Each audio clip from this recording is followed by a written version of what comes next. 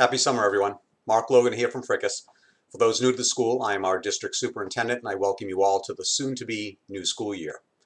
In lieu of a letter introducing me and the school, I thought I would take a risk by recording this video, as well as relaying the message it contains. Over the next 5+ minutes, I will share a little bit about my background and how it has shaped both my view of education and why and how I lead at our school. This is something I've shared with some students and staff the past couple of years through our discussions on bias, assumptions, and diverse perspectives. So the following story relates to my personal childhood experience and resulting academic and social identities. I grew up with a single mom in a middle-class neighborhood. As a middle schooler, I liked school, loved playing sports, and had a few great friends. I was also painfully shy. One day, while standing in the lunch line, I thought about the red ticket I had in my hand. For over a year, every day I was given a red ticket to buy lunch. I never thought much about it until I looked in other lines and saw kids with money. I never brought money to school. Why do I have a ticket and they don't? I got to the cashier and asked. "It's because you're in the poor kids line," she said.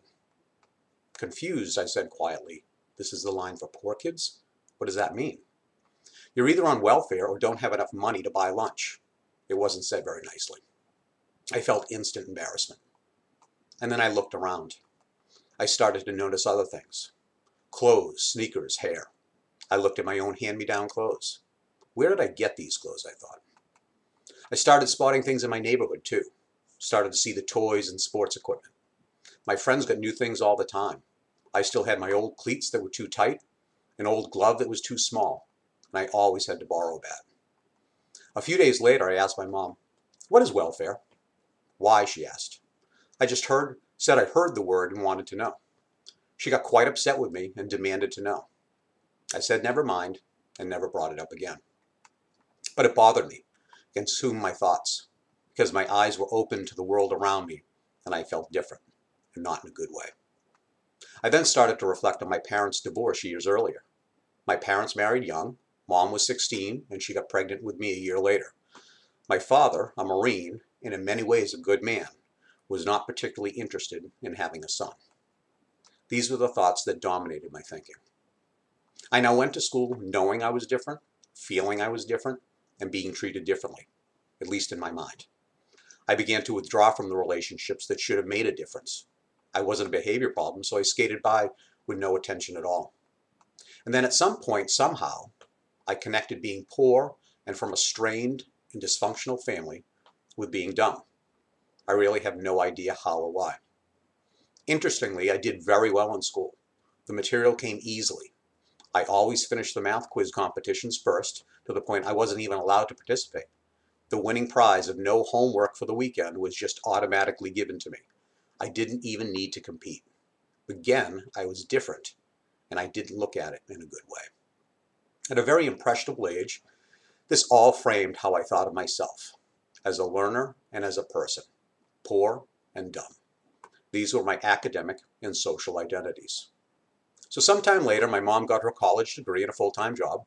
All her hard work paid off. We were off welfare, and I could sense a positive change in her. But what really started to change my thinking was watching her during those tough years, something I didn't appreciate until years later, though. While I never said a thing, I observed the way she gave back to others. We had no money, but she literally opened our doors to dozens less fortunate. On many Thanksgivings and Christmases, we had homeless families or abused mothers and kids staying with us. During that time, I was very bitter. We didn't have enough money for my new baseball glove. Why are we taking care of other people? Fortunately for me, my mother showed me the way and helped me persevere through our difficulties. As I grew older, I mentored young, disadvantaged kids. I volunteered at a family homeless shelter. I coached, and I taught and worked with students with social and emotional issues. I then found I did have value, which then allowed me to care about my future, to believe I could be better, to get an education, to believe I wasn't dumb. It took a long time, well into my 20s, but I finally got there. So I know many of you are thinking, why is he sharing this? Well, I tell this personal story for a few reasons. First, I'm not sharing it to compare my life to any of yours. My life had more challenges than some, yet it certainly was much better than others. Second, I do share it because some of you don't know me well. nor what I might stand for as our district leader. And my assumption is this message will likely be received and perceived differently across our school community. However, I think it is important to tell you a little bit about what drives me to get up every day and come here, and how my early experiences have shaped my perspectives and how and why I lead. Third, I share my story because we all have assumptions that drive our conclusions. People see me as the older than middle-aged, educated, white male leader in a suit. Well, not today, I'm enjoying the summer dress code. With short hair and a resting angry face, and who seemingly takes great pleasure in canceling school due to winter storms. Without knowing more, there are many assumptions folks likely have of me solely based upon what they see or how I am categorized. That's not fair, but it's human nature. However, if we don't share, if we don't ask questions, if we don't listen, if we don't seek to understand others, all we do is see people and situations for our own experiences. This is especially true in our diverse and dynamic school community. We then often jump to inappropriate conclusions based upon faulty assumptions, so often attributed to miscommunication or a lack of understanding. We subsequently lose the opportunity to learn. Finally, and most importantly, I share because I don't want our school to make any student feel inferior or contribute to their own negative identity for any reason: race, culture, language, income level, gender, identity, disability. It doesn't matter. This must be a safe place for every student to learn and grow, and we work very hard to ensure it is. Many of our students arrive here every day ready to learn, focused on the numerous opportunities we provide. From tackling academically rigorous coursework, striving to be fluent in a second or third language, or engaging with our business and community partners, they are on a strong learning path. Yet our job is to not only create these opportunities, we must make sure all students have access to them and are able to embrace that same learning path. Are we perfect? Of course not.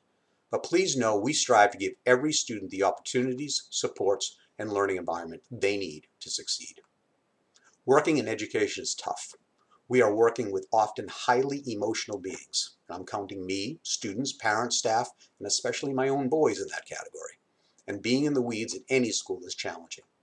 I can't say enough about how much I appreciate our talented, passionate, and patient teachers and staff who work daily to meet the needs of our students.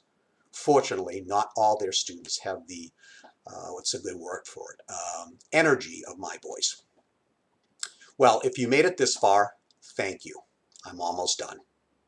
Thank you for your commitment to our school and to our incredibly powerful, important partnership. I am very excited for this new school year, and I appreciate the opportunity to work within such an amazing school community. I hope to see you all at our open house and block party on August 30th and wish you a wonderful rest of the summer.